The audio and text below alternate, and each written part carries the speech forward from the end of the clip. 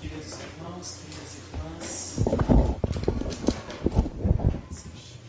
que Deus nos abençoe. Para nós é uma honra, uma alegria estar aqui nesta casa, patrocinada pelo nosso venerável Bezerra de Menezes, nesse território de muitas histórias, de muitos valores, de muitas lutas. Nós agradecemos a atenção, o carinho de vocês que se fazem presentes. Agradecemos a nossa querida Elza Rossi, da BUS, que está conosco neste dia, a Marlene, que nos acolheu com tanto carinho no grupo, e nós pedimos a Deus que nos abençoe, para que possamos aqui fazer algumas reflexões em torno do tema proposto. A nossa doutrina espírita, ela funciona dentro de uma proposta essencial de, através da história construída no tempo, valorizar a essência de tudo o que estabeleceu ensinamentos pontuais para nos garantir o processo evolutivo. Nós sabemos que o espírito é criado simples e ignorante, sem saber, e através dos vínculos com a matéria em mundos como o planeta Terra, ele vai alcançando posições de interação com o meio. E nesse processo de interação com o meio, ele desenvolve suas habilidades, seus recursos então dormentes. Eles se revelam pelas circunstâncias que não dependem do indivíduo, mas que revelam uma sabedoria muito superior a esse indivíduo. E através do estudo dessas circunstâncias, da conjugação dos valores que ele passa a reconhecer na sua caminhada, ele se ilustra e começa então a revelar potências que transcendem aqueles primeiros movimentos considerados primitivos, embrionários. Nessa escalada multimilenar, que nós já contamos na nossa história humana, os indivíduos que são almas, que possuem o espírito vinculado a um corpo material transitoriamente e estão submetidos a condições que a reencarnação define, essas criaturas começam a usar suas prerrogativas intelecto-morais. E elas passam, então, a orquestrar outros movimentos que vão dando alma, mais diligência, mais inteligência a tudo que existe. O progresso é o efeito da inteligência revelada dos espíritos. E se em cada época ele tem uma característica, em cada povo ele tem uma marca, porque nós vamos observar no plano geral a sabedoria divina. A Grã-Bretanha tem um papel, a Alemanha tem um papel, a França tem um papel. E, na verdade, as coletividades, as nações, elas têm características próprias que dão as suas contribuições à humanidade, que forma um todo. Como os indivíduos, cada qual com as suas habilidades, interagindo uns com os outros, formam a humanidade, que é uma família diante de Deus. Então nós temos tentado nos apropriar, especialmente nesse momento dito de globalização, embora ela ainda seja atrelada aos interesses mais econômicos, de domínio, nós observamos que as pessoas estão sendo convocadas a se despertarem com o auxílio da educação proposta, da tecnologia que se faz presente. E há uma dinamização dos processos mentais. Nós vamos nos desvinculando da inércia que caracterizou o nosso pensamento, o nosso querer, o nosso modus vivendi, e vamos, então, abrindo possibilidades. Os espíritos têm revelado que a miscigenação dos processos, das culturas, é que interessa ao espírito. Por isso, nós não ficamos atrelados, pelo processo reencarnatório, a um ambiente específico. Nós passamos a nos movimentar dentro do que se chama destino, e que é, conforme o plantio, conforme as causas estabelecidas, nós temos consequências. E essas consequências, elas definem o chamado destino. Nós não temos nada em termos de destino fechado, mas existem linhas de trabalho que autorizam uma criatura a avançar para um território ou não. Nós estudamos isso à luz da doutrina espírita e é o que nos ajuda a compreender o porquê de muitas coisas.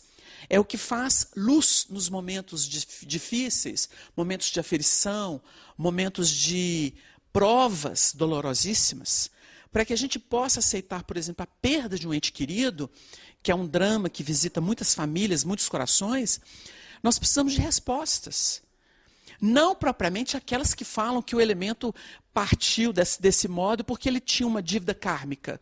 Não necessariamente isso, mas que a criatura é imortal e que ela está numa vida organizada para além desta que nós conhecemos, porque aqui é imperfeito comparado com o mundo espiritual de onde viemos. Então, os valores que são trabalhados, que funcionam como respostas, como consolo, como orientação e como rumo salutar, eles transcendem esse movimento corriqueiro que é um laboratório experimental. A Terra é um verdadeiro laboratório experimental. Quando nós compreendemos esse plano de interação e que saiu do quase nada no sentido primitivo, espírito criado simples, ignorante, sem saber, e que vai se movimentar porque é impulsionado pelas necessidades de sobrevivência, a gente nota que o estudo da vida, da imortalidade, ele surge a partir desse momento. A necessidade de viver. Porque o indivíduo, mesmo quando ele quer tentar um suicídio, ele tem mecanismos internos de defesa para que ele não faça isso. Alguma coisa grita, alguma coisa clama, alguma coisa impede. Se ele persiste, ele consegue porque é o livre-arbítrio. Mas ele tem avisos até o momento da execução de um delito que lhe custará muito caro por muitas existências. Por muitas existências. O reajuste do indivíduo lhe custa muito. Porque se ele, no primeiro momento, consegue respaldar a questão do corpo, é abortado primeiro, ou naturalmente, ou por um processo forçado, depois ele pode vir dentro de anomalias, a síndrome de Down, como o Chico explicou. A síndrome de Down é a característica do espírito que suicidou em vidas anteriores. Então ele vem penalizado por si próprio, porque ele desajusta os centros de força, os centros mentais, os centros que ordenam o corpo perispirítico. Então, naturalmente, ele responde por isso. E ele precisa dessa depuração. Mas depois, em outras existências, ele vem com o vazio por dentro, da deserção.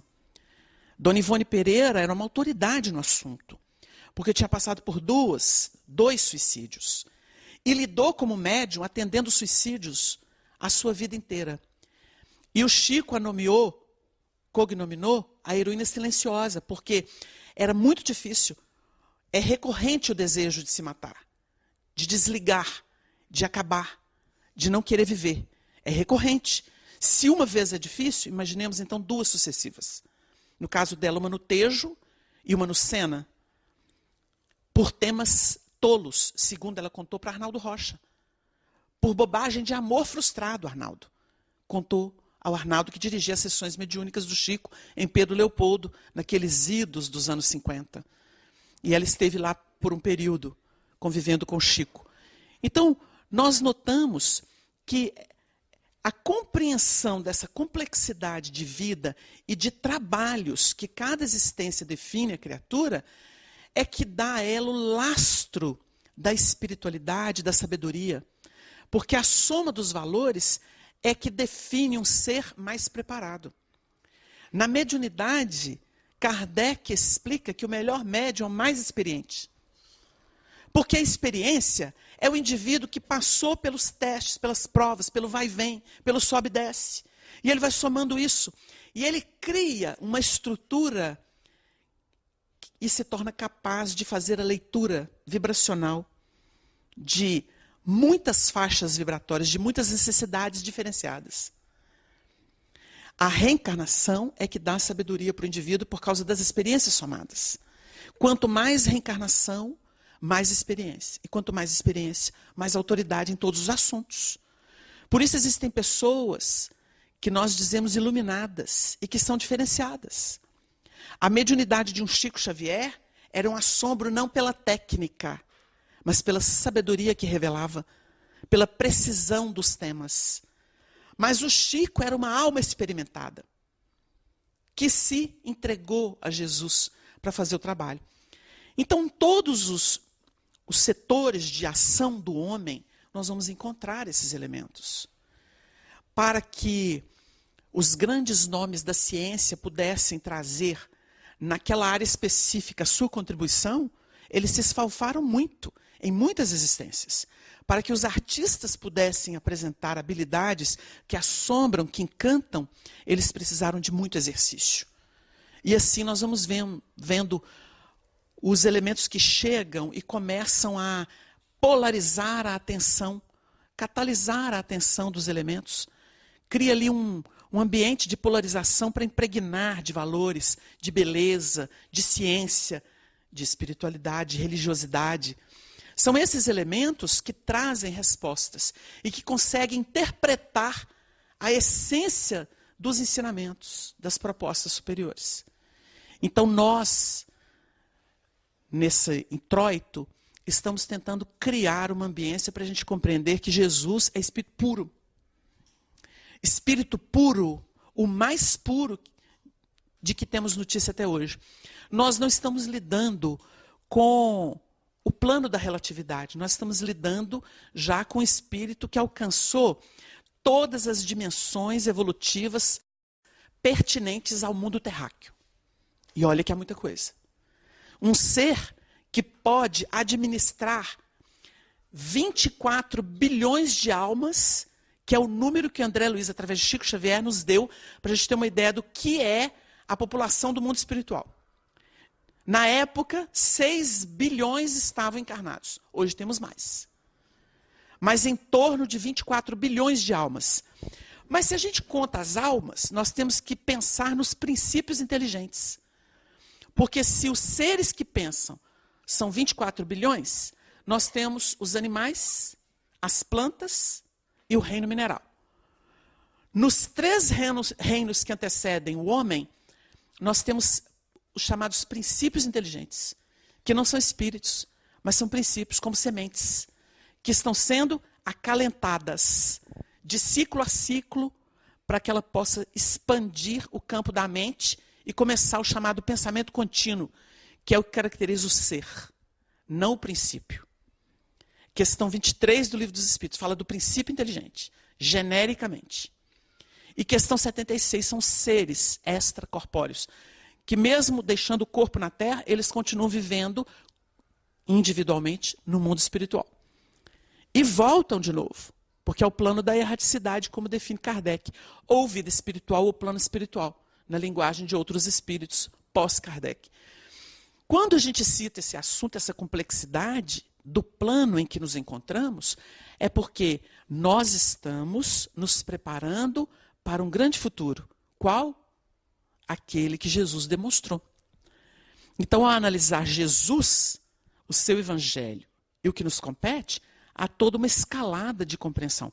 Mas como Deus, na definição de Emmanuel, não usa violência, usa o tempo, nós temos tempo para desenvolver o sensório, as habilidades, as percepções, para então lidar com assuntos tão profundos. Assuntos que estão vinculados a todos os temas da Terra e que a gente nunca parou para pensar. Uma pessoa iluminada é alguém que vê a harmonia do todo. Não é o caos que a gente vê. Então a gente vive no Brasil, a notícia é: o Brasil está um caos, o Brasil está pegando fogo. É um caos para quem está na poeira da reforma, porque transição é período de reforma. O período da transição não é período de holocausto, é período de revisões obrigatórias, porque o novo ciclo está chegando. Fim de um, começo de outro. Confluência de 2 realidades. Uma que se insinua e que encontra já território para se formalizar. E outra que está saturada. Nós temos um texto do Evangelho, que é a parábola do festim de bodas, em que, depois da tentativa de convidar as pessoas, e aí mataram, agrediram, ignoraram, né? Allan Kardec, no Evangelho segundo o Espiritismo, vai fazer um belo estudo disso, mostrando as épocas da humanidade em que os profetas vieram, foram maltratados, etc. Ele diz assim: Vá às saídas dos caminhos e convidai a todos para as bodas. Esse casamento é o casamento da luz, com a nossa realidade interior, porque já há espaço para isso, já há possibilidade para isso. É a consciência cósmica, é quando o indivíduo desperta. Ele fala assim, deixa eu sair do meu bairro e pensar que eu sou um ser do universo. E ele relativiza tudo. Aí nada é tão dramático e tão finalístico como ele pensava antes. É tudo no plano da relatividade. E ele pode, então, avançar para o futuro, para o grande futuro. E ele respira, e ele olha a poeira subir e fala assim, que bom que está tudo sendo transformado. Que as pessoas estão tendo oportunidade de revisar seus processos, suas lutas, suas dores, suas amarguras, suas alegrias. Porque elas vão se redimensionando. Elas não ficam do tamanho que a gente sempre julgou, elas aumentam. Tudo é potente. Então nós vamos compreender a grandeza universal. E para compreender essa grandeza, a gente remonta ao passado. E olha, porque Jesus explicou para Nicodemos, não subiu senão aquele que desceu. Então nós estamos em fim de ciclo, estamos sendo convocados para construir um novo. Mas usa o material que vocês têm. Porque a morte do homem velho é não nutrir o que não presta. Mas se a gente acha que vai matar tudo o que é antigo, nós não somos mais a pessoa que pode avançar para o futuro. Porque se aniquilar a retaguarda, acabou tudo. Então o que acontece? É não focar e não valorizar o sistema antigo. Mas todo o aprendizado dele é que nutre o homem novo. É assim. Então é questão de transformação, que é o termo utilizado por Allan Kardec. Transformação moral. O Saulo tinha orgulho. O Saulo era obstinado. Tinha vaidade. O que aconteceu com ele? Ele transformou o orgulho em fibra moral para se submeter a um novo processo de vida. Sem aquele denodo do Saulo, o que o Paulo iria fazer? É questão de converter. A gente converte a força. Então, o que nós temos de grande desafio na atualidade é compreender a essência das propostas e sair da formalidade. A formalidade religiosa hoje está sendo questionada no mundo inteiro. Hoje, o indivíduo tem que pensar assim, no plano da moral, eu tenho que ver o movimento ético do próprio existir. A justiça do mundo está se revisando nessas bases. Porque a moral rígida amargurou a história humana. Nós nem dizemos que foi por acaso, não. Tudo tem a sua época e a sua validade. Quando a gente estuda a fé, dentro da proposta do Evangelho, Emmanuel diz assim, o medo é o berço da fé. O temor é o berço da fé. Quando ele define isso, nós vamos entender que a própria fé, quando ela é baseada em princípios salutares e projeta a criatura, porque a fé, na linguagem de Paulo, ele diz assim, a fé é o firme fundamento das coisas que se esperam e a prova das coisas que não se veem. Ele dá um contorno para a fé. Mas é essa fé que hoje nós chamamos no Espiritismo de raciocinada, que estabelece o quê? A desarticulação do medo. Porque não é por ela que a gente sobrevive. O medo fez nascer a fé, mas a fé desarticula o medo. Não é curioso? Os mecanismos evolutivos estudados, eles se dotam de muita beleza. Nós temos toda uma escalada multimilenar para hoje compreender que Jesus não é o deusinho da adoração externa. Não é o taumaturgo da humanidade. Jesus é guia e modelo. Como os espíritos sabiamente definiram. Então nós trouxemos um material para a gente poder analisar o assunto, Jesus, o Evangelho e nós. Para a gente sair do pensamento igrejeiro da Idade Média. E percebermos que o Espiritismo é seiva pura, se derramando sobre as mentes e corações que possuem olhos de ver e ouvidos de ouvir. Ele pode ser religião externa para muita gente. Religião exterior de adoração. Tem muita gente que pode ver um Bezerra, uma imagem do Bezerra. Nós conhecemos um elemento que fazia palestra no centro que a gente frequentava na juventude, e o elemento trouxe um pedaço de tijolo da casa do Bezerra e dividiu aquilo com todo mundo no centro. E foi assim a idolatria em pessoa, né? O processo. E a gente olhava aquilo assim, curioso. Que beleza! O tijolo da casa do Bezerra, tem a vibração dele. É isso? Não é isso. Um amigo nosso de mocidade foi até Uberaba, numa das muitas idas que a gente fazia. Na hora que ele preparou para ajoelhar, naquela fila enorme que o Chico atendia, quando ele preparou para ajoelhar, o Chico disse assim para ele: se você se ajoelhar, eu me deito. Porque não é esse o propósito. É irmão, é companheiro. Nós somos companheiros de luta. E quem não tem luta? Quem não enfrenta luta? Qual de nós está em DN? Emmanuel, por exemplo, no livro Vida e Sexo, vai abordar o assunto com muita beleza e vai dizer assim: quem está livre dos dramas da sexualidade? Ou o anjo, ou o idiota. Porque a idiotia tira do indivíduo a capacidade dela de entrar nesses processos. Então são dois extremos. Ou está muito lá em cima, ou está muito complicado. Que aí tampona. O resto da humanidade está em luta. Porque sexualidade não é só troca sexual, não.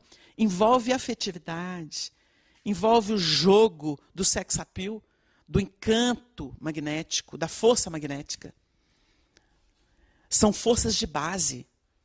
Forças que saem do chakra básico lá e deságuam lá na pineal. E que vai definir todo um movimento de intercâmbio, de mediunidade, de percepção da vida. Quando há desajuste na base, há desajuste no píncaro, que é a pineal. Não se dissocia. A vida é una. Durante muitos séculos, os pensadores duelaram entre espírito e matéria. O espiritismo hoje faz uma orquestração para mostrar que é efeito. Tudo é espírito na vida. Para constituir esse planeta, um espírito puro chamado Jesus, que hoje nós conhecemos, porque ele esteve entre nós, para marcar e dizer assim: aqui ó, é isso. Corram atrás, lutem, vale a pena. Esse espírito comandou uma pleiade através da força eletromagnética do pensamento divino dele, lança mão do material da nebulosa solar no período que não se precisa, porque nós não podemos contar isso. Qual que é a nossa tábua? Ela é relativa. Então a gente vive de sistemas próprios. Mas o tempo dos espíritos é outro. O sol dos espíritos é outro. É o mesmo com outras conotações. Por causa do plano vibratório de irradiação. Então uma diferença. Esse espírito lançou mão desse material e a ciência hoje estuda os movimentos que definiram o quê? Redução de espaço intratômico e fixação desse planeta em órbitas que a gente está tentando estudar. Kardec pergunta inteligentemente para analisar céu, inferno, na obra que está comemorando 150 anos, o Céu e o Inferno, ou Justiça Divina segundo o Espiritismo.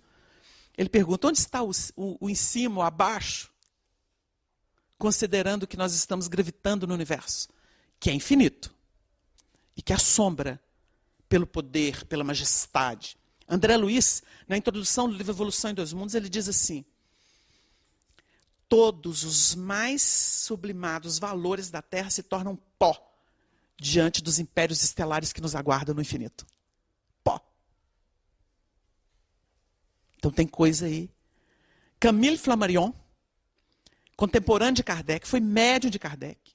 Segundo Chico, era a reencarnação de Galileu Galilei. Por isso a teoria da Lua era a teoria antiga da época de Galileu, porque nessa hora ele foi...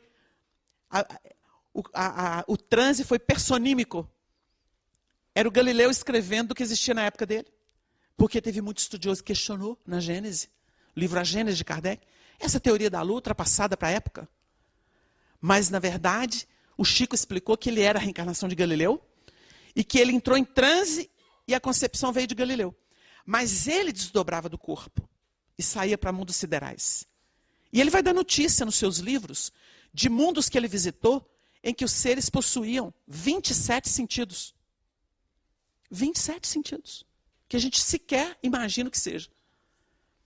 Charles Richer, no seu trabalho de metapsíquica, sugeriu o 6º sentido, que é a mediunidade.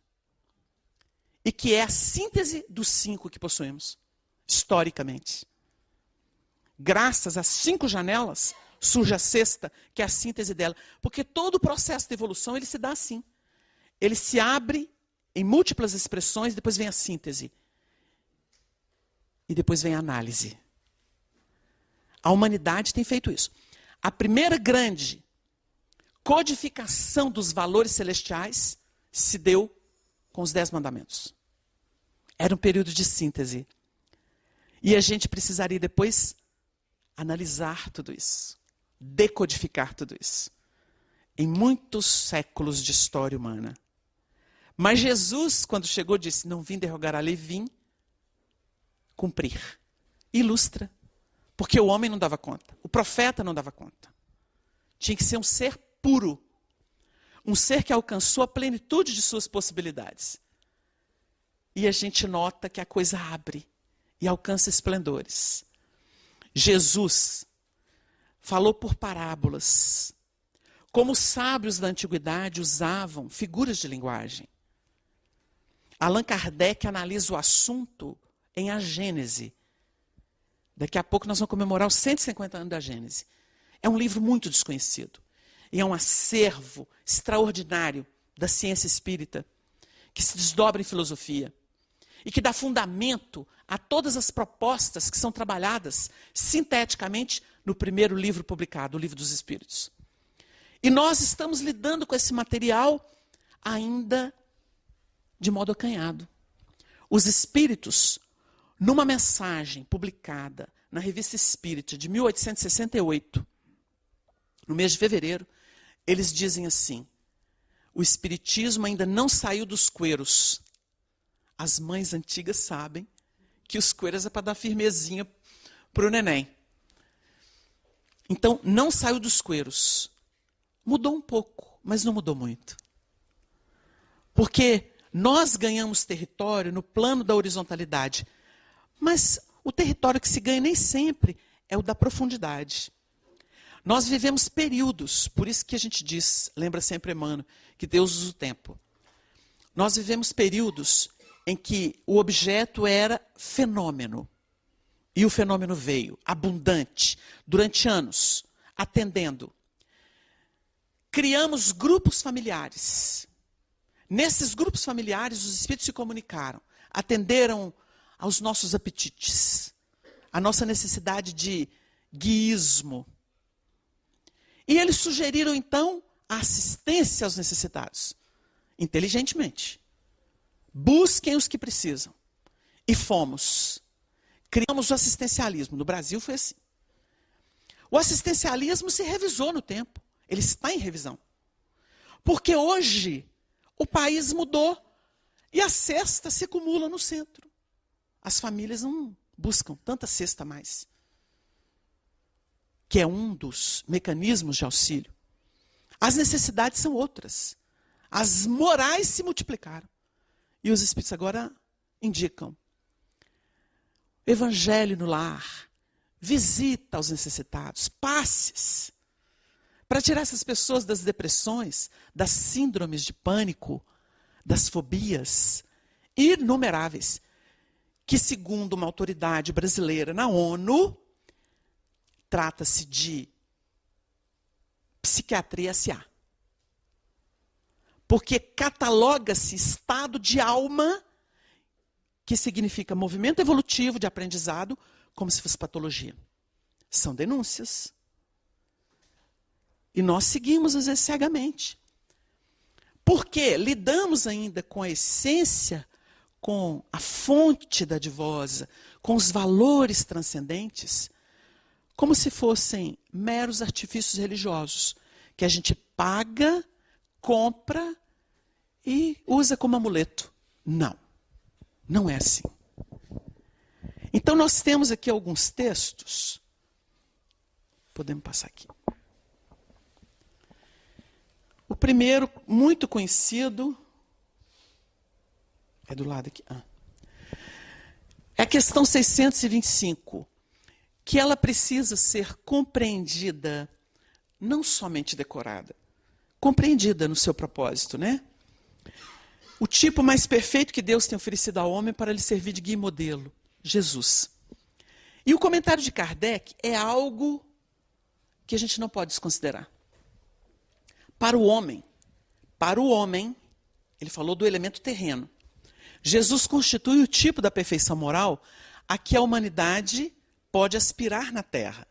Deus nolo oferece como o mais perfeito modelo, e a doutrina que ensinou é a expressão mais pura da lei do Senhor. Porque, sendo ele o mais puro de quantos tem aparecido na Terra, o Espírito Divino o animava. Kardec publica, no livro A Gênese, a afirmativa de um espírito, que Jesus era médium de Deus. E analisa, no mesmo livro A Gênese, que a palavra Cristo, atrelada ao nome Jesus, que é a individualidade, significava a missão. Então Jesus, por ser espírito puro, reflete o Criador nas suas leis. Porque a expressão de Deus são suas leis perfeitas. Os atributos que nós estudamos com Kardec, no primeiro capítulo do Livro dos Espíritos, os atributos da divindade, para que então possamos compreender que tudo que surgiu no universo é decorrência de Deus. Que não é um homem, que não é um espírito como nós. Por isso a pergunta foi: que é Deus? Inteligência suprema, causa primeira de todas as coisas. Então o estudo é a chave. Depois nós vamos estudar a criação. Ou seja, o que vem de Deus. E vamos aprender uma síntese gloriosa com o Espiritismo. Um triângulo de forças. Deus, que é eterno. Não teve princípio e não tem fim. Como compreender isso? No vosso mundo, falta-vos sentido próprio para tal. A intimidade divina, nós não podemos compreender. Porque nós estamos no plano da relatividade. A relatividade não explica o absoluto. Ela infere informações sobre. Por isso se estuda atributo da divindade. Então, nessa questão, nós começamos a perceber. Deus se revela por aquilo que ele cria. E através do estudo da sua criação, nós começamos a remontar a Deus. E aí entendemos Kardec. Pelo efeito se remonta a causa. Efeito inteligente, causa inteligente. No caso, inteligência suprema. A gente faz uma reflexão, porque no mundo em que estamos, nós temos ciências formalizadas. Nós temos o aprofundamento dessas pesquisas. Mas a gente diz assim, o homem nunca criou originariamente. Ele cocria. Ele muda o que ele encontra. O homem nunca fez assim e tirou alguma coisa do nada. Porque quando o Sai Baba fazia assim e apresentava um relógio ou um pozinho curativo, aquilo era um fenômeno de efeito físico, que o Espiritismo como ciência explica. Quantos espíritos se materializaram, quantos objetos foram desmaterializados e rematerializados em sessões específicas. A história humana conhece isso. A Bíblia é um acervo dessas possibilidades. Madame Blavatsky foi médium de todas as possibilidades, até que negou. Tudo. Rompeu com isso e estabeleceu uma doutrina própria. Quantos médiums? Swedenborg, Andrew Jackson Davis, Irmãs Fox, as médiuns de Kardec, os médiuns de Kardec. Chico Xavier? Divaldo Franco? Quantos? Quantos? Quem é do movimento há muito tempo sabe. O Chico era um fenômeno por si. Passava uma xícara de chá, vinha o perfume das violetas, das rosas de Sheila ou do éter. Quando ia falar com ele, não, meu filho, por favor. Consta que em alguns eventos, ao adentrar o ambiente, o éter tomou conta. Era Divaldo se preparando para a palestra e os espíritos davam assessoria. Quantos fenômenos já aconteceram na humanidade? E nós entendemos o assunto. Então, nesse triângulo de forças, nós temos Deus como a fonte de tudo.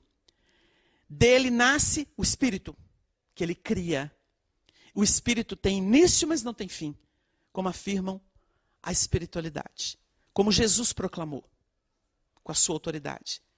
E criou a matéria, como o laço que prende o Espírito, na linguagem dos Espíritos. Mas a linguagem de André Luiz nos ajuda a entender esse laço. Hausto do Criador, força nervosa do Todo Sábio. Nós vivemos em Deus. E aí, Paulo compreendeu tão bem o assunto, tão profundamente, e o Espiritismo borda isso de modo filosófico, de natureza científica, porque consegue promover, em sessões específicas, os fenômenos que dão autoridade à filosofia proclamada pelo Espiritismo, ensinada pelos Espíritos, porque ele é experimental, ele é passível de ser mostrado. Há um contorno dos temas, mas o Paulo escreve, em Deus existimos e nos movemos. Como é que ele sabia disso? Como é que ele concebeu isso? Mas foi na sua conversão ao cristianismo, estudando o mestre, meditando o mestre, abrindo os canais que ele disponibilizou completamente ao alto, após a sua conversão. E nós temos essa riqueza para nos ajudar a sair do lugar comum, das misérias que cultivamos. Lembrando Jesus na casa de Betânia, de Lázaro e suas irmãs, Marta e Maria, dizendo assim, os pobres sempre os tendes convosco. São as nossas pobrezas. O que temos é insignificante diante do universo infinito. Chico, certa feita, quis conhecer mais sobre a criação. Chico Xavier. E ele pediu a Emmanuel. Emmanuel criou um painel fluídico. E com aquela clarividência fantástica, aquela facilidade mediúnica do Chico, ele começou a dar aula sobre a Terra, gravitando em torno do Sol, estrela de quinta grandeza, a família de mundos. Depois começou a mostrar, a situar essa família de mundos dentro da nossa galáxia. E foi nomeando as famílias de mundos. E o Chico disse que foi se sentindo esmagar, a ponto de pensar em voltar para o seu quarto e tomar uma xícara de café. Porque o macro é desafiador. O micro assombra, mas o macro esmaga. Então o Chico conta a história. E ao se referir a Jesus, em entrevistas públicas, ele disse assim, eu não tenho condição de definir Jesus, um espírito dessa grandeza, que para mim funcionaria como o sol. E eu estou na condição do verme que, movendo na lama, se nutre dos raios desse sol, mas é incapaz de explicá-lo. A concepção de Chico Xavier de Jesus. E nós estamos aqui para analisar a beleza do que Allan Kardec explicita na questão 625 num comentário. No livro A Gênese, capítulo 15, item 2, nós temos uma afirmativa. Ora, o Cristo não precisava de assistência, pois que era ele quem assistia os outros.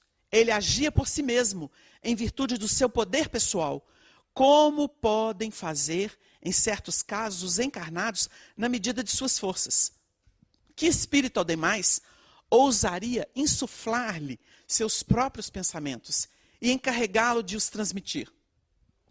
Se algum influxo estranho recebia, esse só de Deus lhe poderia vir.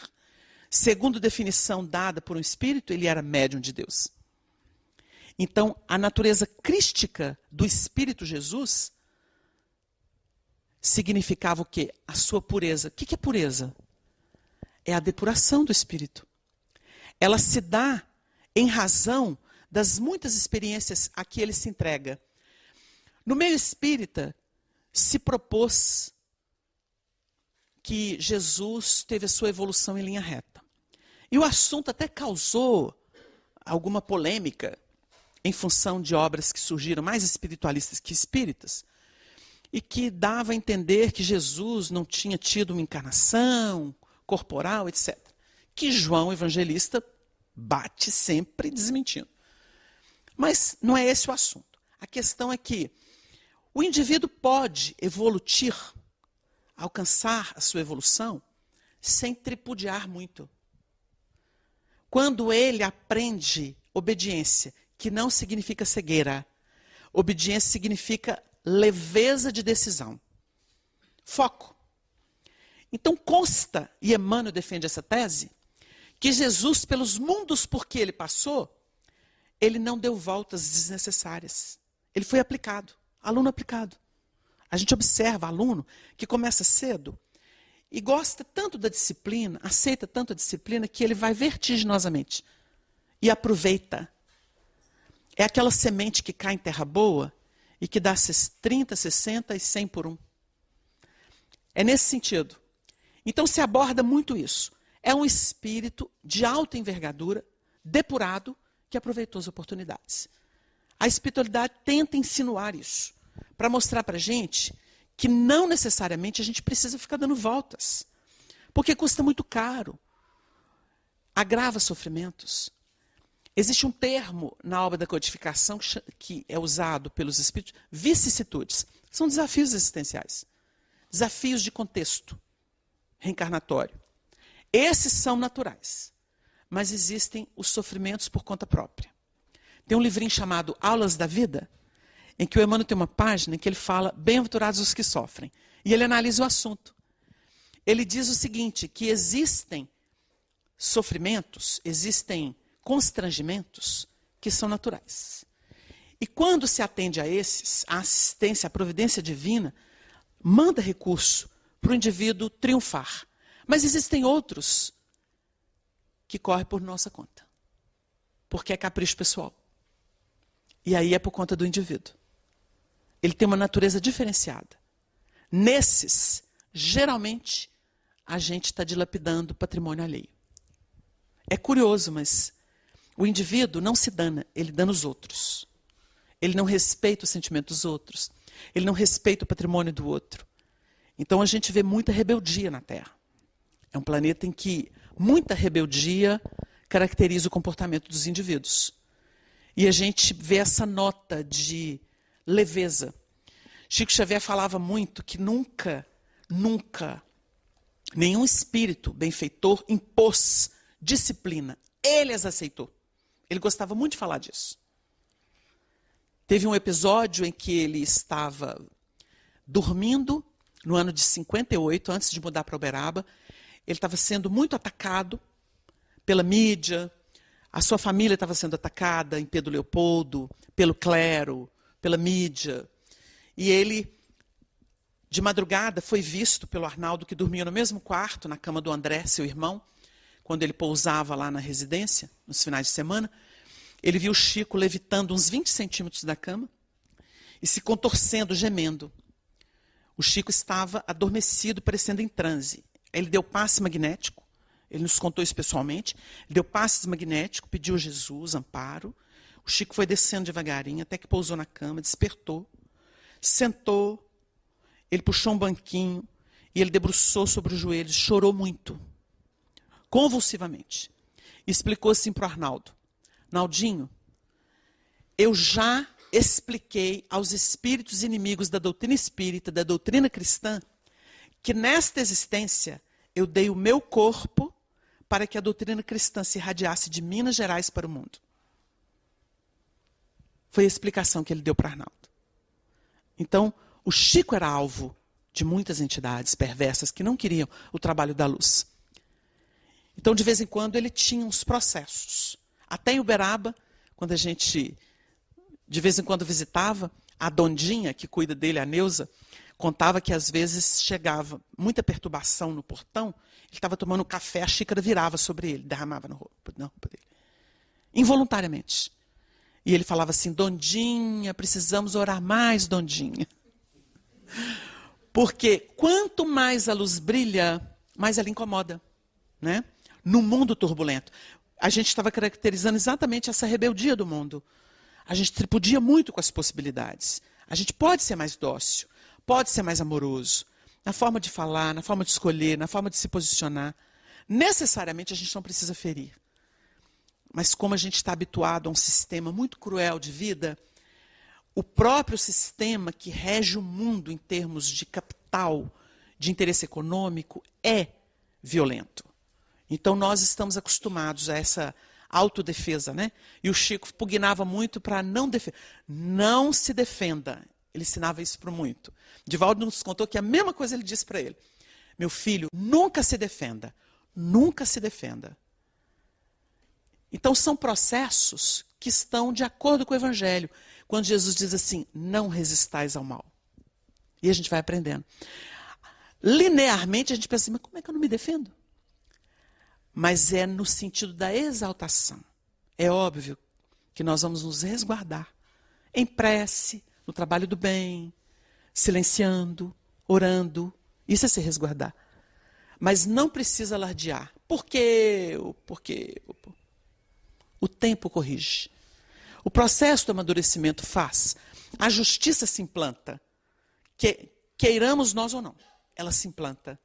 Tanto é que não tem bala perdida, né? Ela atinge quem tem débito. E existem acidentes que só pegam quem precisa dele. Situações. Tem um termo em Minas que a gente fala que é assim, fantasma sabe para quem aparece. E sabe mesmo. Sabe mesmo. Existe uma relação magnética entre os acontecimentos, porque tudo na vida é gravitação. A gente não costuma pensar assim. Gravitação. Essa sabedoria antiga. Os maias revelaram o entendimento disso. Os hindus revelaram, quando eles estudam a roda das reencarnações.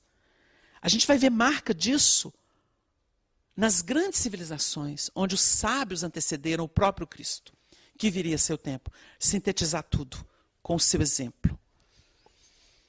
Então, Jesus é exatamente esse espírito puro que analisa. Nós trouxemos aqui, pela beleza da linguagem simbólica, um texto do Apocalipse, para a gente poder ter uma ideia da grandeza do espírito crístico entre nós.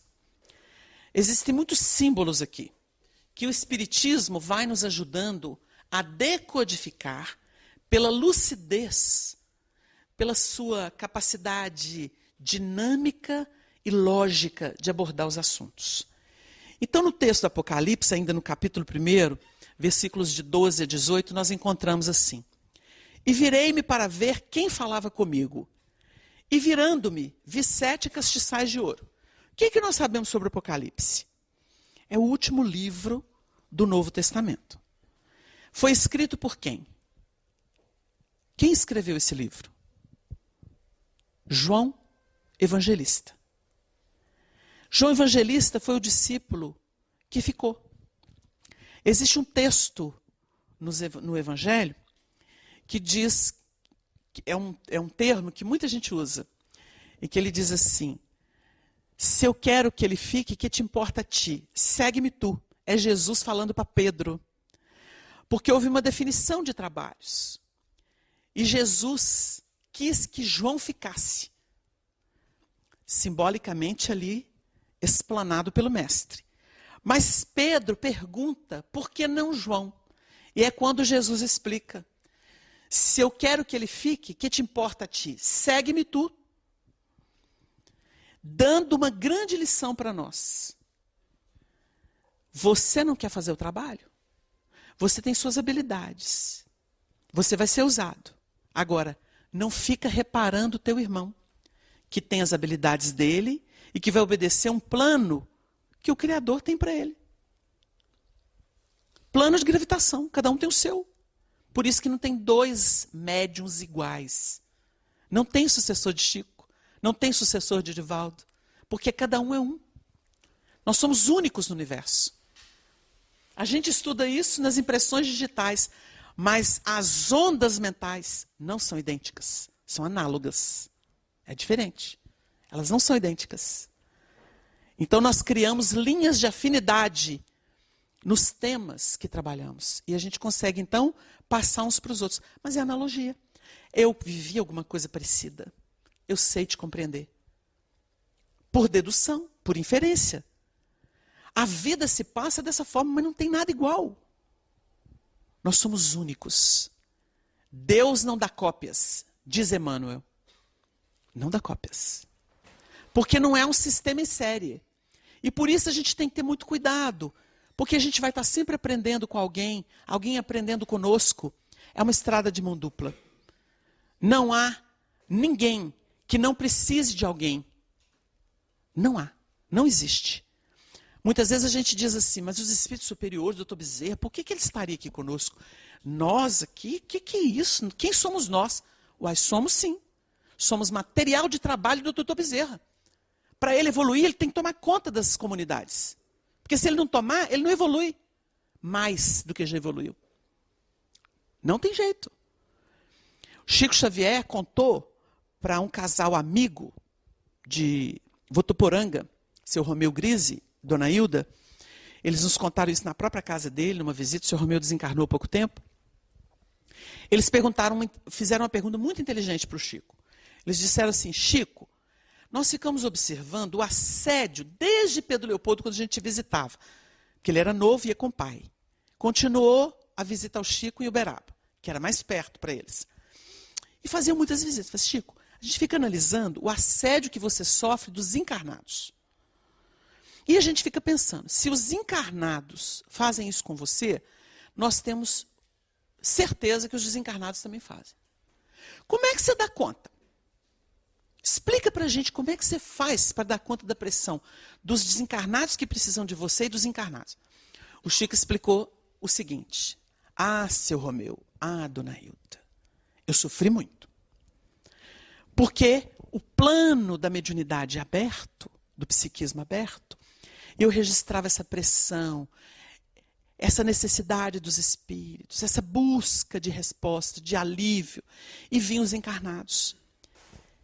De modo que eu levei em torno de 20 anos me disciplinando, tentando me ajustar para poder viver mentalmente na faixa do Dr. Bezerra. Quando eu consegui me situar na faixa do Dr. Bezerra, eu já não sofri mais. 20 anos, missionário. Porque depois dessa fase, eles definiam o que atender e como atender. Não era eu mais. Uma grande aula de uma grande alma. Porque nós, no plano relativo da mediunidade, a gente às vezes fica estranho. O Chico falava que médium não fica obsidiado, fica estranho. O Chico era muito caridoso. Então nós vamos aprendendo que o indivíduo, às vezes, ele vira um camaleão.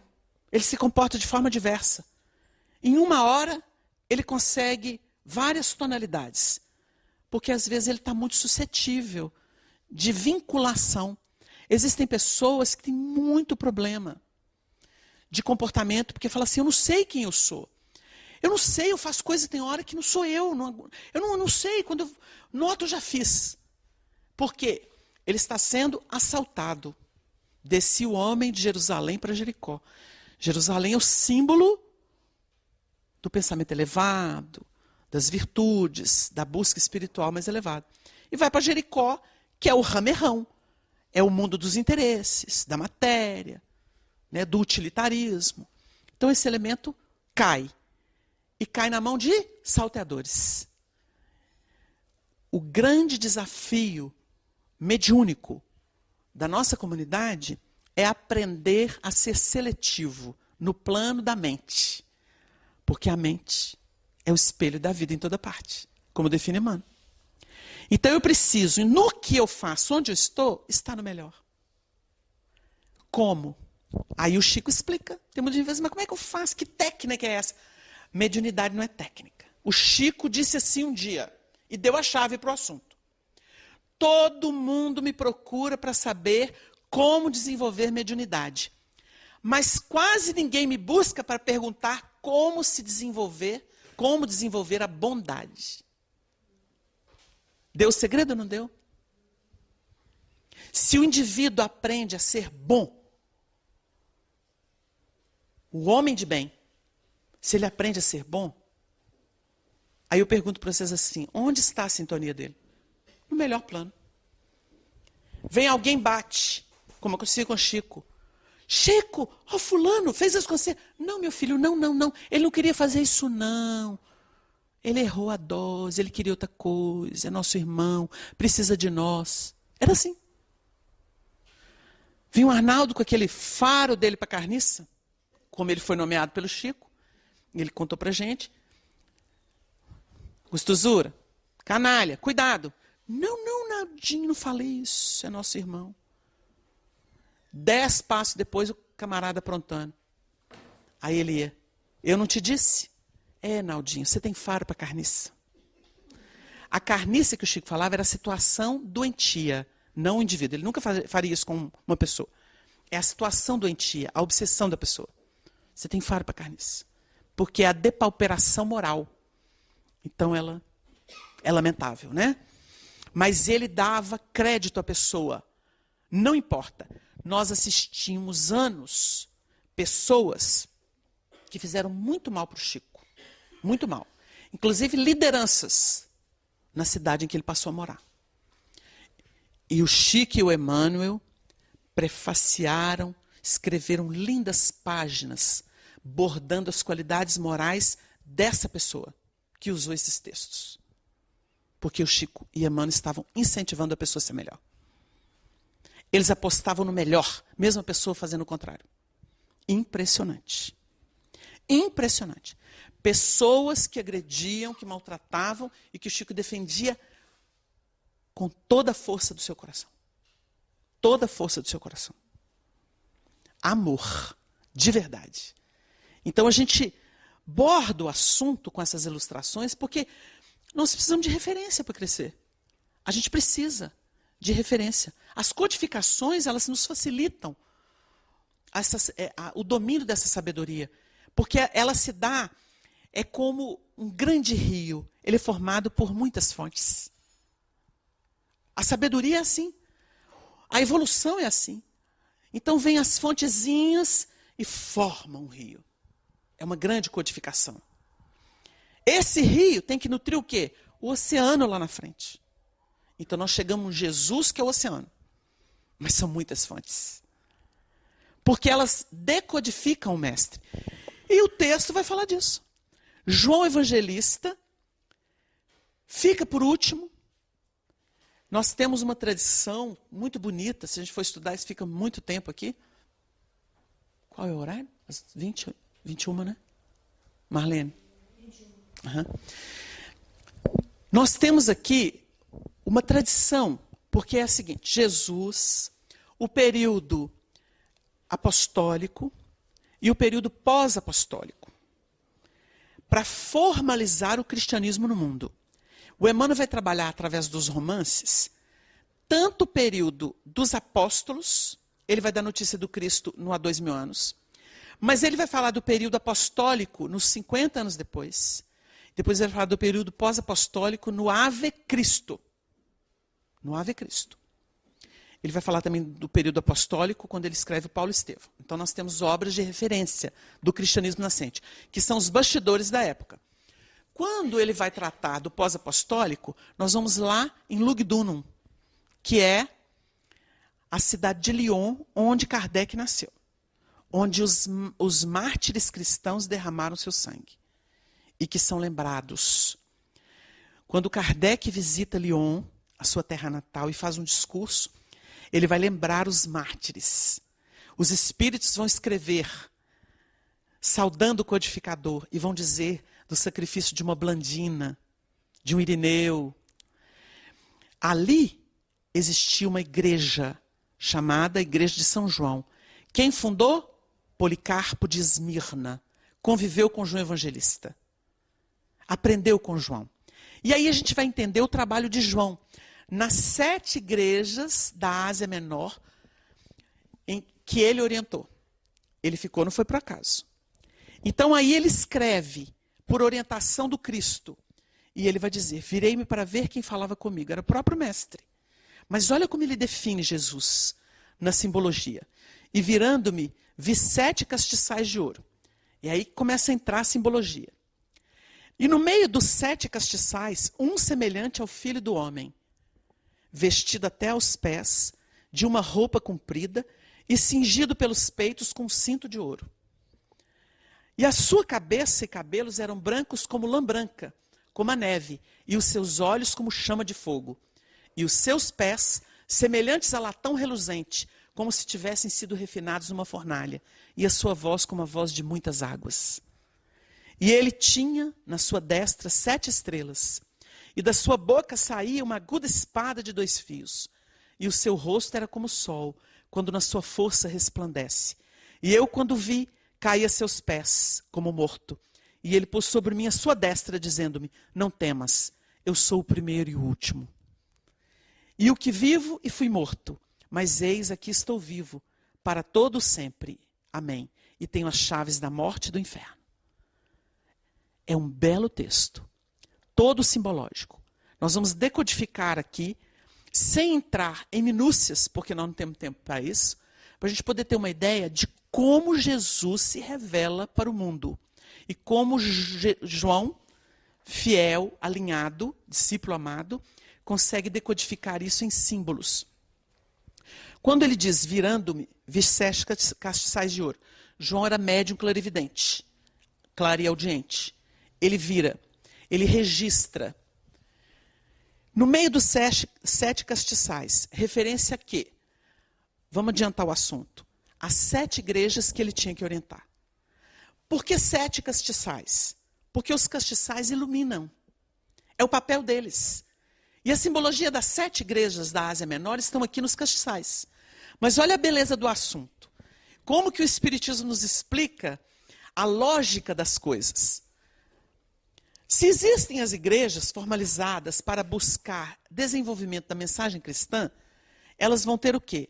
No meio dos 7 castiçais, um semelhante ao Filho do Homem. No meio das igrejas, qual o espírito que paira? O Cristo, que é a proposta. Deu uma ideia aqui? Olha que bonito. Vestido até os pés de uma roupa comprida, semelhante ao Filho do Homem. Filho do Homem, Jesus evocou para ele, mas significa o quê? O Filho do Homem é a renovação, é a transformação. O Filho do Homem, isso vai longe, é aquele que transcende o próprio Pai. No Evangelho, Jesus não fala assim, e o filho matará o pai, a filha matará a mãe, a nora matará a sogra. Já viram essa referência? Fala assim, como é que Jesus fala isso? Moral estranha, estudada por Kardec. Qual que é o significado? Intrínseco. Quando nós conhecemos uma doutrina espírita, o homem velho é morto. Ele perde força. Porque o que vive é o novo. E o Jesus me fecundou através da doutrina espírita.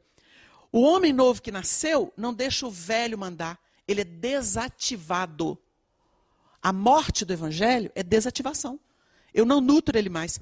Olha, eu dava pancada. Só que agora eu sou espírita. Não dou pancada mais não. Eu me seguro. Entenderam o que é filho do homem? É renovação. Então o velho morre por falta de nutriente. Eu não sou aquela pessoa mais não. Por isso que o evangelho diz assim, depois das bem-aventuranças, no finalzinho, e mentindo, disserem todo mal contra vós, por causa do meu nome. Porque as pessoas mentem. Chega um obsessor lá na reunião, né, Elza? Vocês não prestam. Conheço bem. Eu sei quem vocês são. Vocês não me convencem, não. Aí vem os benfeitores para ajudar. Por quê? Daí a pouco, esse espírito encaminhado, quando ele abre o coração e quer ser encaminhado, abre possibilidade para isso, porque é um sofredor. No além vai falar assim, meu filho, você estava vendo aquelas pessoas lá em Roma, na Idade Média. Só que agora, eles estão vivendo muito à frente desse tempo. já passaram por muitas lutas, responderam por muitos dos delitos, estão agora abraçando uma causa maior. Aí lá, com essa abertura, ele vai falar assim, então eu estava errado.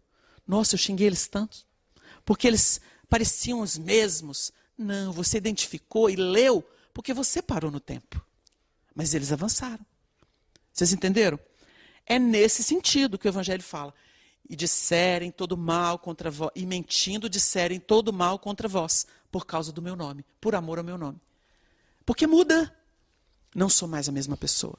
É o que Bezerra respondeu para o indivíduo, que depois da palestra dele, ainda encarnado, zombou, falou assim, o que é isso? Isso é hipocrisia. Vocês todos estão atolados, todos nós estamos, que palestra é? Aí ele para e diz, meu filho, no passado a gente corria para isso, mas a diferença é que agora, conhecendo Jesus, a doutrina espírita, nós corremos disso. É diferente. Uma diferença sutil, mas que estabelece novos roteiros. Então, os castiçais, semelhante ao Filho do Homem, vestido até os pés de uma roupa comprida, cingido pelos peitos com um cinto de couro. Vocês sabem que nós temos muitas figuras, por exemplo, o próprio João Batista, o que batiza Jesus, não o evangelista, que é discípulo, mas o que antecedeu Jesus, que era primo dele, ele tinha um cinto amarrado no lombo. E há uma tradição. Na parábola do servo vigilante, Jesus começa assim, estejam cingidos os vossos lombos. Mas com Jesus, ou seja, com o Filho do Homem, nós temos ele vestido até os pés. A roupa é branca, segundo ali, ó. Sua cabeça e cabelos eram brancos como lã branca, como a neve. Seus olhos como chama de fogo. Seus pés semelhantes a latão reluzente. São imagens para dizer do processo evolutivo de depuração. Porque o peito é o coração. Então, o que é mais precioso na época e ainda hoje? O ouro. Puro. O ouro. Então, ele lembra que o latão reluzente irradia. Quando ele fala da cabeça e cabelos brancos, como lã branca, como a neve, o que dá a ideia? A nossa ideia antiga era do ancião, não é? O experimentado, mostrando que ele tinha autoridade do mais velho, do ancião, diante de quem chegava para buscar orientação. As imagens têm que ser estudadas dessa forma, para a gente poder ver a lógica do assunto. Olhos como chama de fogo, pela profundidade, tanto que ele vai cair e se sentir como morto. Ele não consegue ficar em pé de igualdade. Por causa de quê? Um espírito, como Sheila, se mostra, por exemplo, às vezes irradiando luz. Quando a pessoa não está habituada a ver um espírito mais elevado, que irradia luz, uma pessoa viu uma vez, ajoelhou e falou assim, eu vi Nossa Senhora aqui no centro. A pessoa não tinha formação espírita. Mas existiam outros médicos que sabiam do assunto, porque a tarefa era de Sheila. Não, minha filha, você não viu Nossa Senhora, você viu Sheila. Vocês entenderam? A pessoa confunde um espírito elevado, porque irradia na sua feição feminina, linda. É Nossa Senhora que eu vi. Por causa da formação, vamos dizer, religiosa tradicional. Eu vi um anjo, eu vi Nossa Senhora. Mas vi um espírito que tem elevação, que estava irradiando luz, que mostrou a sua natureza. Eles são lindos, né? Então, nesse sentido, a gente começa a analisar. Seus olhos como chama de fogo pela profundidade. Seus pés semelhantes ao latão reluzente. Pé é base. Pé é base. Por que ele fala latão reluzente? Porque, principalmente na época, com as armas, né? Quando aquilo é levado ao fogo, então dava um efeito. O pé é depurado. Latão reluzente. Ele passa por altos fornos. A base de Jesus, ela é depurada. Então, quando ele olha os pés, ele vê o quê? Uma base toda depurada. Então, ele cria uma imagem para isso. Como se tivessem sido refinados numa fornalha, completando o assunto. E a sua voz como a voz de muitas águas. O que vocês acham que tem aqui que explica a autoridade da voz dele? Uma voz de muitas águas. O que vocês acham que essa imagem retrata? Como é que o Espiritismo, Como é que Jesus definiu o nascer de novo? Pela água e pelo Espírito.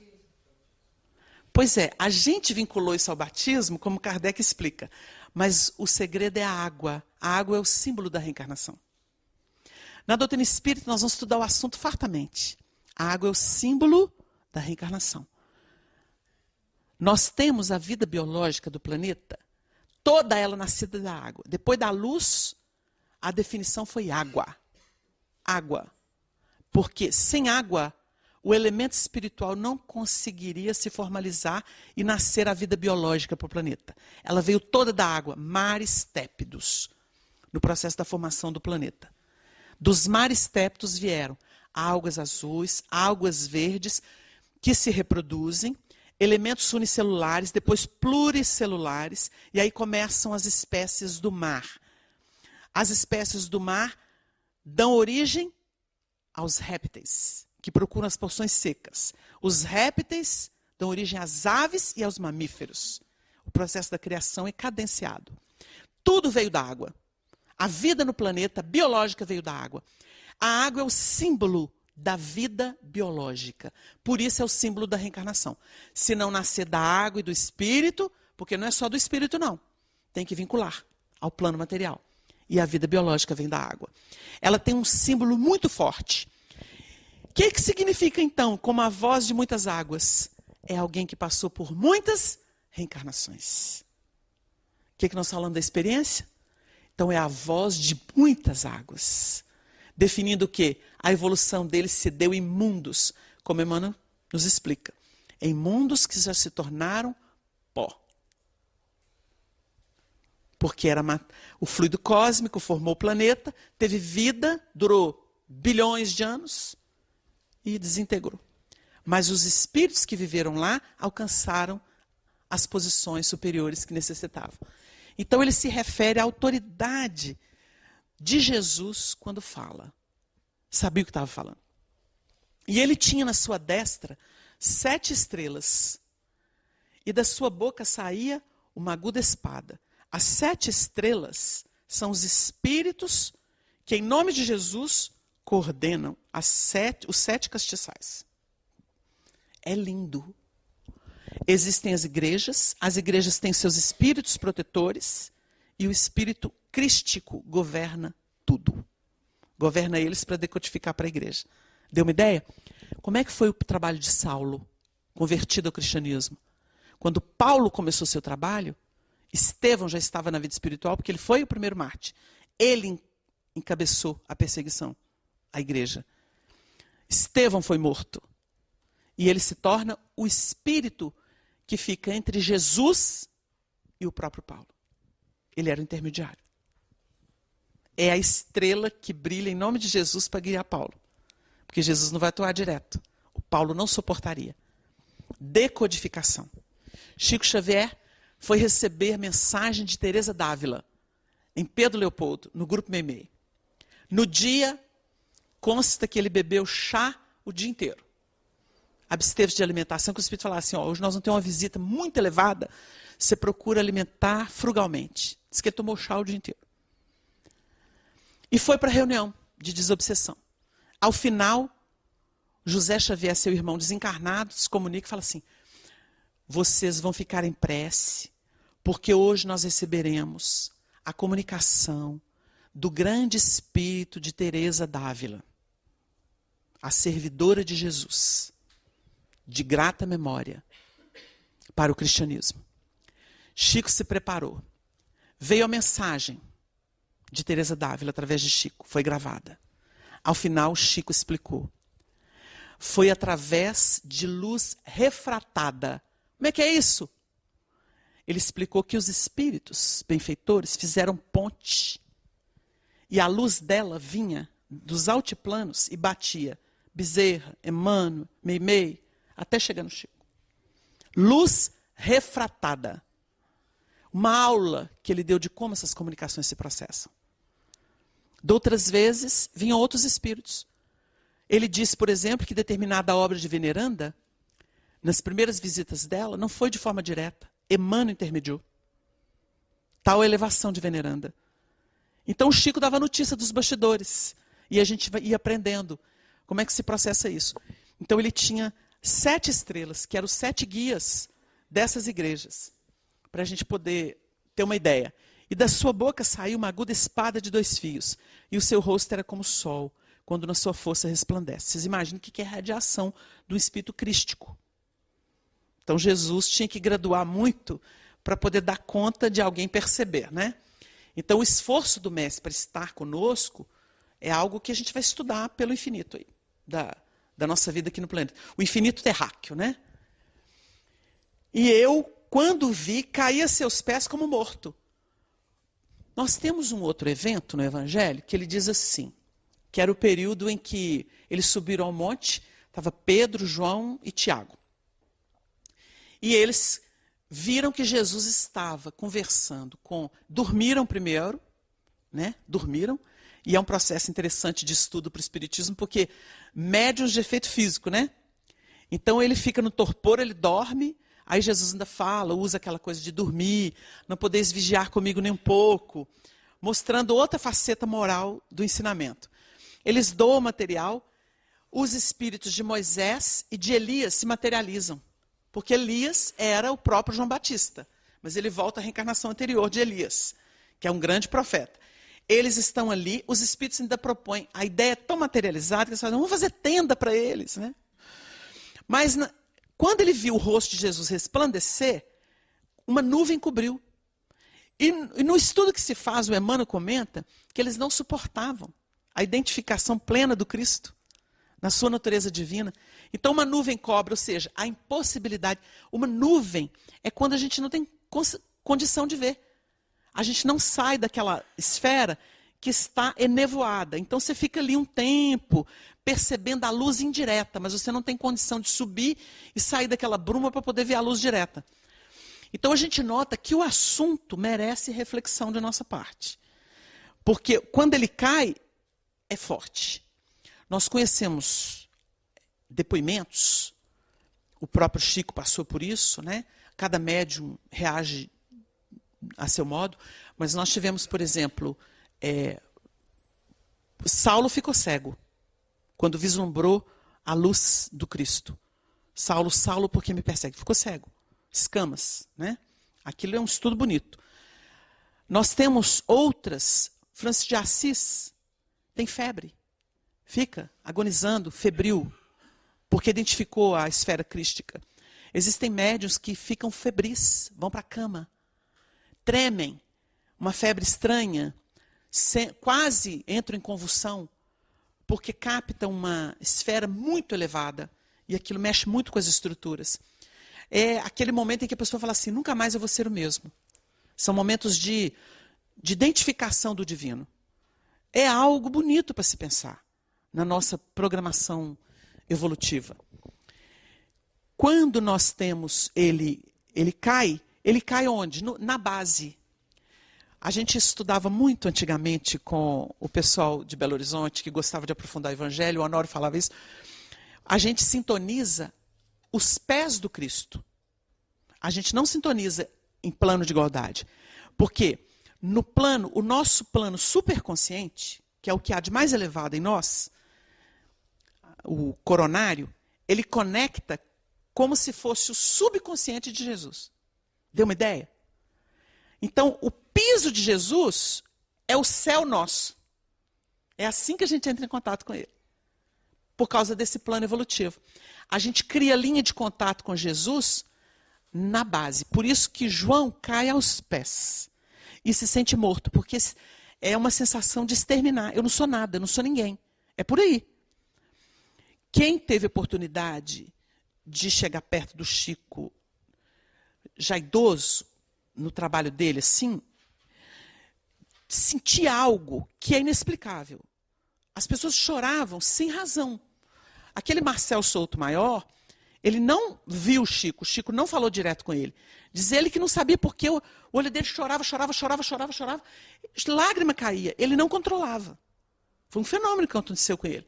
Ele disse que era uma coisa estranha, chorava, ele não conseguia parar.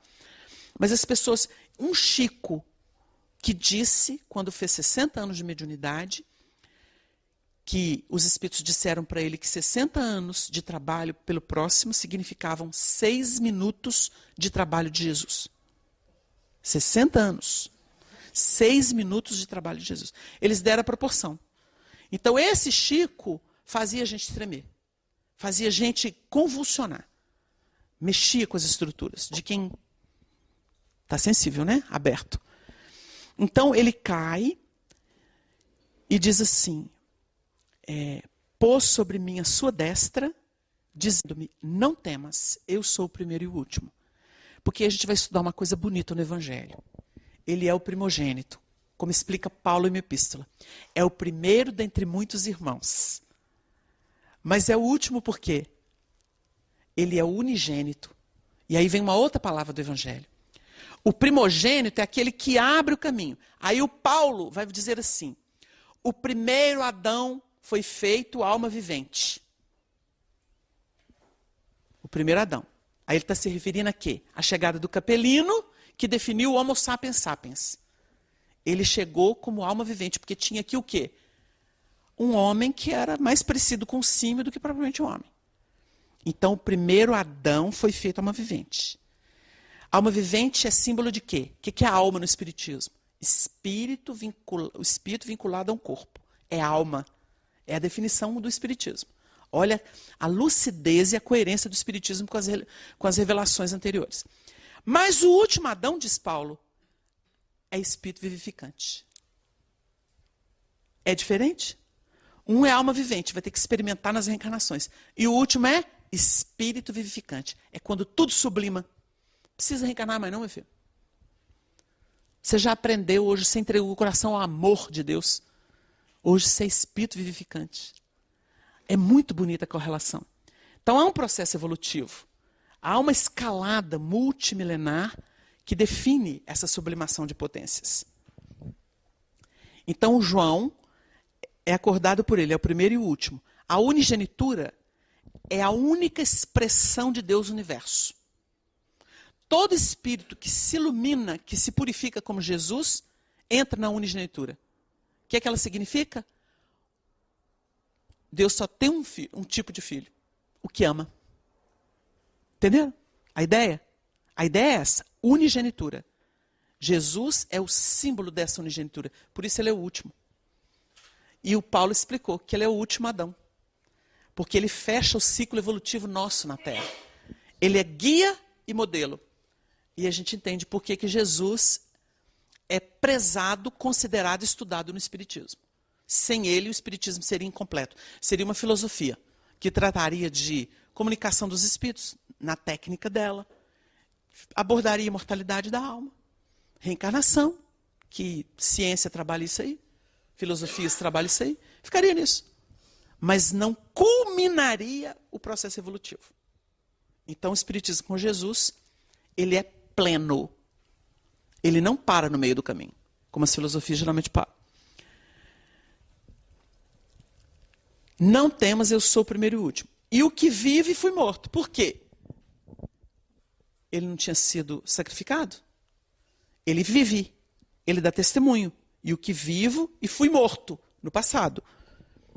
Mas eis, aqui estou vivo para todo sempre, amém. E tenho as chaves da morte e do inferno. Por quê? Que tem chave da morte e do inferno. Porque com ele não tem morte. Tem vida. Sabe quando Paulo fala assim, e ao ser está determinado que morrerá uma só vez, papapá. Aí as pessoas mais ortodoxas na interpretação, mais teólogas, no sentido religioso tradicional, vão falar, tá vendo, não tem reencarnação. É essa morte que ele está falando. Você morre no sentido do homem velho uma vez. Quando o novo brota. Para que ele quer delito, gente? Para que o espírito que despertou para Deus, para a luz, para o amor, para que ele vai procurar delito? O delito é próprio de quem já anda morto. Por isso, o ensinamento. Deixai aos mortos o cuidado de enterrar os seus mortos. Porque a gente lida, no plano da lei, com as instabilidades. Ora sobe, ora conserta, ora atrapalha de novo. Conserta, atrapalha de novo. Então, Paulo escreveu as obras da lei e as obras da fé. As obras da lei é faz e desfaz. Refaz de novo, desfaz de novo. Vocês entenderam? O vai e vem da reencarnação. Expiatória e provacional. Mas quando o indivíduo entra na luz, é obra da fé. Esse caminha pela fé. Porque ele já tem noção para onde ele vai, a quem ele serve. Então ele não se detém. E o Paulo escrevia, caminho para o alvo. Ele sabia o que estava fazendo. 30 anos como Saulo, 30 anos como Paulo. E ele sai para os braços do Cristo, segundo os registros espirituais. Só para a gente dar uma ideia mais precisa da espada, nós trouxemos alguns textos de Paulo que explicam a espada. Porque a fala dele é uma espada de 2 gumes. E a gente nota que ela é plena. Na Terra nós temos dualidade. Dia e noite, frio e quente. Não é assim? Isso cria dinâmica. Dinâmica evolutiva de aprendizado, para fixar valores. Que não é nem o frio nem o quente. É o que se deduz desse aprendizado. Filosoficamente falando. Então, a gente pode dizer razão, sentimento. Não é isso? Não podemos?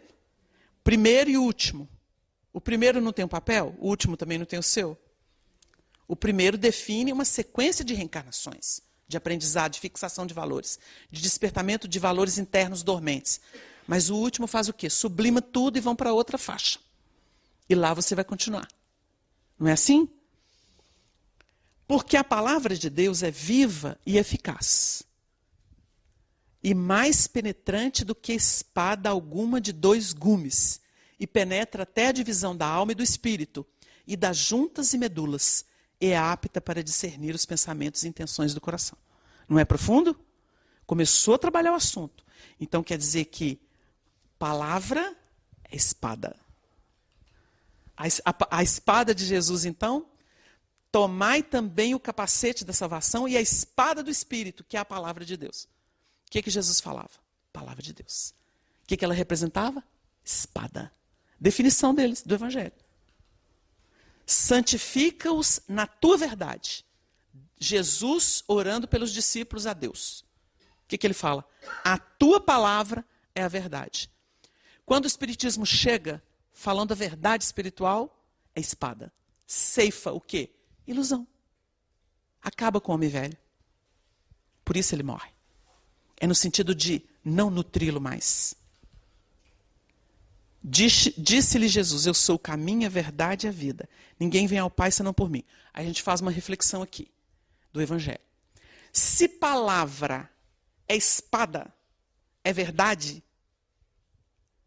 o que vem antes da palavra? Caminho. Então caminho é pensamento.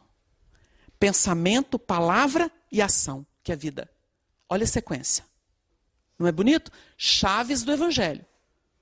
Então, quando a gente fala de palavra de Deus, não é texto. Não é concepção textual, não. É espírito que está na palavra. Porque não é a Bíblia que faz o milagre. É o conteúdo dela. Debulhado. Por que Jesus fala? Olhos de ver, ouvidos de ouvir. Tinha cego, como o de Jericó, que não tinha olho para ver. Mas usou o quê? Ouviu. João não conseguiu ver o rosto de Jesus. Caiu aos seus pés como morto, mas ouviu. E continuou assim, e ouviu um som de trombeta. E ouviu uma palavra que dizia, porque ele não alcançava, a visão não alcançava. O ver, aí é profundo. Tem a ver com o coronário e a epífise, que é o campo mental. A epífise é a fixação dos valores espirituais no corpo, da alma no corpo. Então, o ver.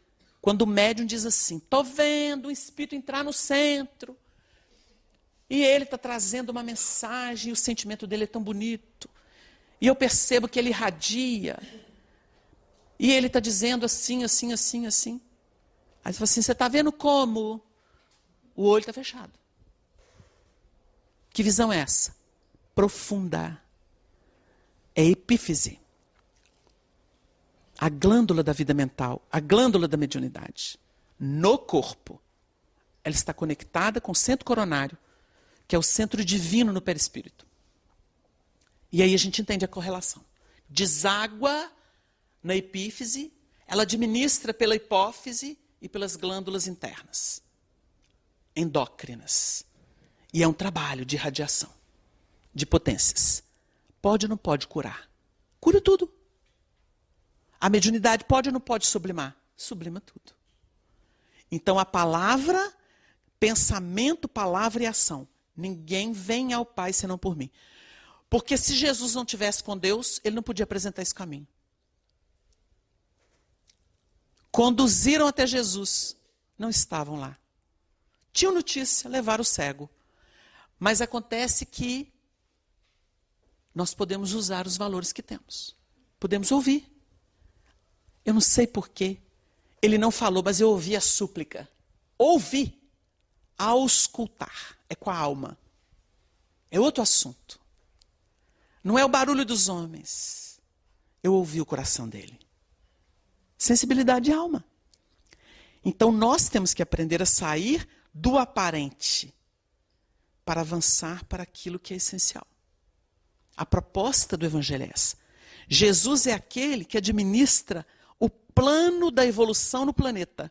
Ele irradia de si, porque ele está entre.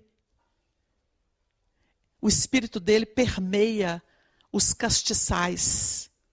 Ou seja, cada núcleo desse. Isso aqui é um castiçal. É uma parte do castiçal.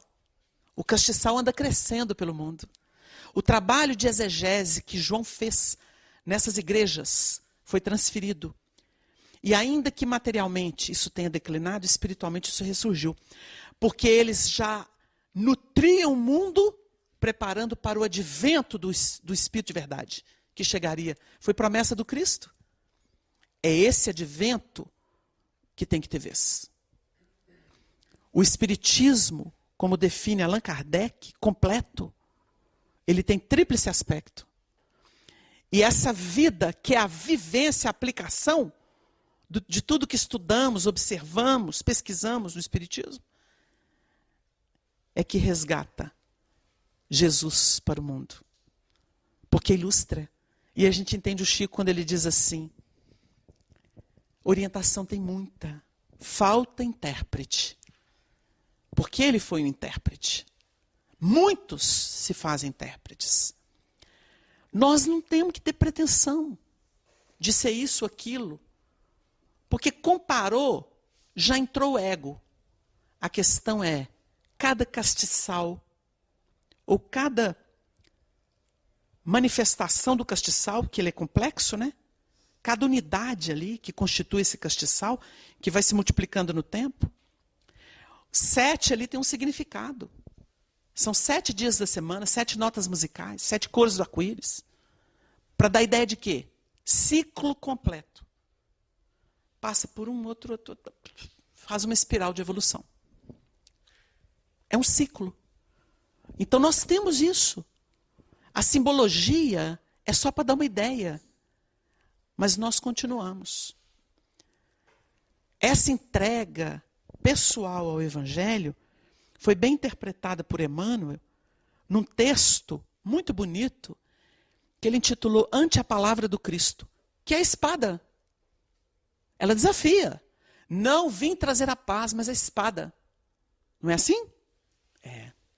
Agora nós sabemos o que é a espada. Ela incomoda porque ela tira da zona do conforto, zona de domínio. Incomoda. Mas sem cômodo ninguém vai. Todo mundo acomoda e fica. Então ele diz assim: as palavras que vos disse são espírito e vida. Jesus em João 6,63. Em todos os tempos surgem no mundo grandes espíritos que manejam a palavra, impressionando multidões. Entretanto, falam em âmbito circunscrito, ainda quanto se façam ouvidos em vários continentes. Dante define uma época. Camões exalta uma raça. Shakespeare configura as experiências de um povo. Voltaire exprime determinada transformação social. A palavra de Jesus, no entanto, transcende lavores artísticos, joias literárias, plataformas políticas, postulados filosóficos, fórmulas estanques. Dirige-se a todas as criaturas da Terra com absoluta oportunidade, estejam elas nesse ou naquele campo de evolução. É por isso que a doutrina espírita reflete, não por mera reforma de conceitos superficiais do movimento religioso, à maneira de quem desmontasse antigo prédio para dar disposição diferente aos materiais que o integram em novo edifício destinado a simples efeitos exteriores. Não é isso. Os ensinamentos do mestre, nos princípios espíritas cristãos, constituem sistema renovador, indicação de caminho, roteiro de ação, diretriz no aperfeiçoamento de cada ser. Quando os manuseis, não te julgues assim, apenas como quem se vê à frente de um espetáculo de beleza, junto do qual devas tão somente chorar, seja nutrindo a fonte da própria emotividade ou penitenciando-te quanto aos próprios erros. Além das lágrimas, aprendamos igualmente a pensar, a purificar-nos, a reerguer-nos e servir. A necessidade da alma é semelhante à sede ou à fome, ao desajuste moral ou à moléstia, que são iguais em qualquer clima. A lição do Cristo é também comparável à fonte e ao pão, ao fator equilibrante e ao medicamento, que são fundamentalmente os mesmos em toda parte. No trato, pois, de nós ou dos outros, é forçoso não olvidar que o próprio Senhor nos avisou de que as suas palavras são espírito e vida. Emmanuel. Nós vamos culminar o nosso encontro lembrando uma história para que a gente possa refletir no que significa a entrega para além das fórmulas exteriores que obedecem às vaidades, às presunções dos homens. Nossas. Simeão era muito moço ainda quando escutou a história de Jesus e, acendendo esperanças na alma linda, inflamou-se de fé, amor e luz. Morando numa choça da montanha, junto de antiga estrada sem vizinhos, era a bondade numa vida estranha, o amigo dedicado aos irmãos do caminho. Lia os ensinamentos do Senhor, mas afirmava precisar de ação que lhe exprimisse o grande amor na fé que decidira praticar. Na pequena morada, pobre agreste, cavou no solo um poço, água de mina, que ele, olhos em luz e sorriso na face, oferecia a quem passasse, por lembrança de paz da bondade divina. Viajores a pé na vereda escarpada, se chegavam ali no entardecer, podiam descansar das fadigas da estrada, ouvindo Simeão, que os fazia viver casos da natureza simples e selvagem. Era a história das aves de viagem que paravam por lá na primavera, a descrição dos melros e dos ninhos, que defendiam valorosamente os frágeis filhotinhos. A saga do pardal inteligente que lhe comia as uvas do quintal. Em seguida, falavam os interlocutores das lições de Jesus, da beleza das flores, do sol no amanhecer e das flautas do vento. E se alguém lhe indagava de onde vinha, para a estreita choupana que o detinha, explicava de jeito improvisado que ele fora nascer um pequeno enjeitado às portas de um convento. Crescera trabalhando em lavação de pratos, mas amava Jesus de tal maneira que, homem feito, o mosteiro lhe doara o recanto de mato na montanha empedrada e os restos da tapera abandonada. Quando a noite avançava, o irmão do caminho, colocando em trabalho a candeia de azeite, dava a cada viajante a tigela de leite, que provinha das cabras que criava. Mas fizera Simeão um compromisso. Recordando Jesus ante os primeiros 12 seguidores, lavava os pés de todos os viajores. Logo após, era enfim uma prece ligeira, antes que cada um tomasse a própria esteira.